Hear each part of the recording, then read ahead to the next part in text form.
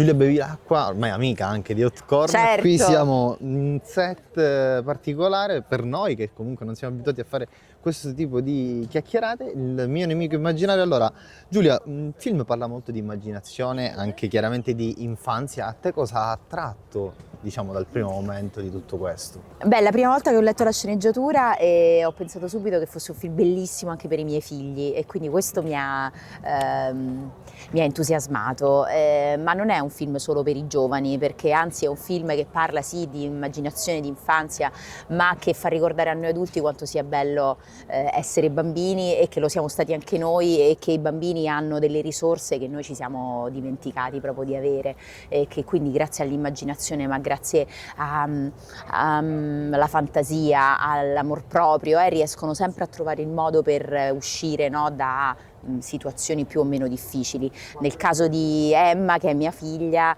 lei ha un amico immaginario che è per lei fonte di divertimento, di sostegno, che la allontana dalla solitudine, dai momenti tristi. Comunque è una figlia unica, i genitori, il papà è diventato un burbero, che appunto è assolutamente contrario alla presenza di questo amico immaginario.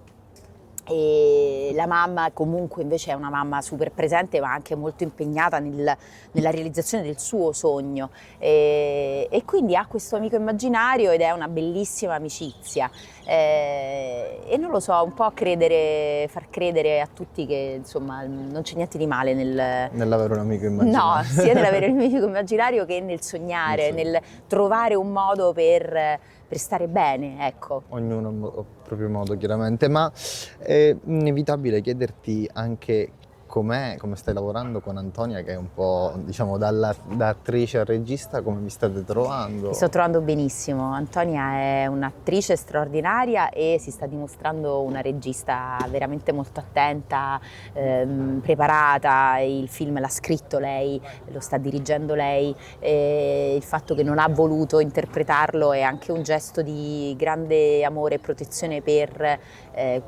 il progetto in sé, no? Per la storia in sé.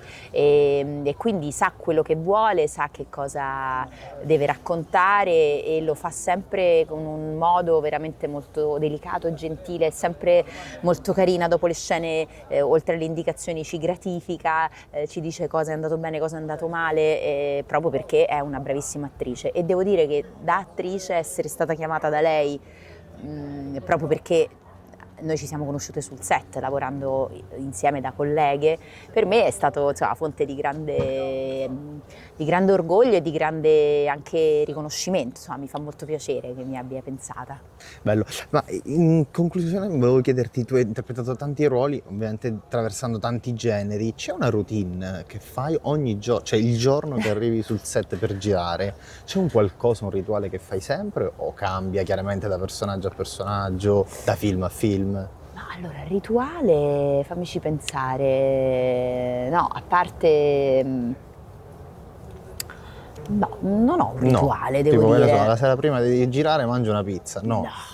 A parte la pizza proprio no, Proprio no. perché mi si gonfia la panza. No, non ho un rituale. No, diciamo che il rituale è venendo sul set, quindi in macchina di solito con la persona che mi viene a prendere, ripasso le battute. Ecco, questa è l'unica cosa, diciamo, che faccio. Che non è scontato, perché poi... No, però diciamo che è un momento che ho, che se no sarebbe un momento, diciamo, vuoto, in cui sì, uno si fa due chiacchiere, ma ecco, ripasso un po' le battute, vedo le scene che ho durante la giornata e se ci sono delle cose me le appunto, così, ma questo. Grazie Giulia, allora buon divertimento, buon lavoro. Ciao, grazie a voi.